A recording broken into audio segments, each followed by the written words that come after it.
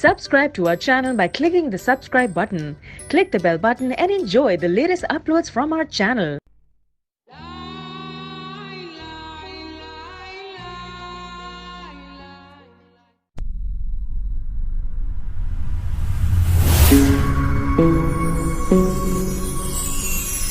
दोस्तों, आज हम बात करेंगे हमारे जिस्म के बहुत ही अहम हिस्से यानी दांतों के बारे में कि जो हमारी ज़िंदगी में, रोज़मर्रा की ज़िंदगी में, हमारे जिस्म में, हमारी खुराक में बहुत ज़्यादा अहम किरदार अदा करते हैं।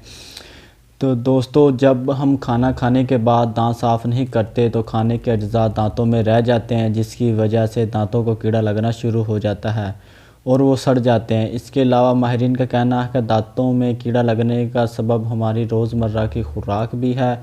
अगर हमारी खुराक में ग़िज़ाइयत कम हो तो दांतों में कीड़ा लगना शुरू हो जाता है। अगर दांतों में मिनरल, विटामिन्स, कैल्शियम और फास्फोरस का तनासब कम हो तो दांत कमज़ोर हो जाते हैं। इसी वजह से बैक्टीरिया दांतों पर हमला करते हैं और दांतों को कीड़ा लग जाता है।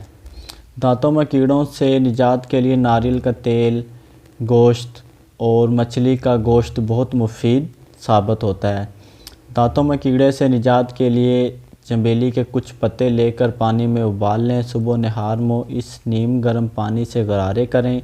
इंशाअल्लाह दांतों के कीड़े ख़त्म हो जाएंगे।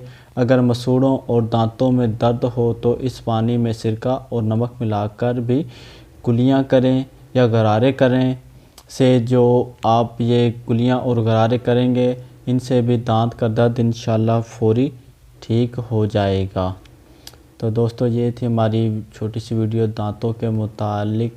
तो उम्मीद करता हूँ कि आपको हमारी वीडियो अच्छी लगी होगी। दोस्तों, आप हमें सवाल जो आपके लिए कमेंट सेक्शन में कमेंट कर सकते हैं। लाइक करें और अपने दोस्तों के साथ शेयर करना मत भूलें।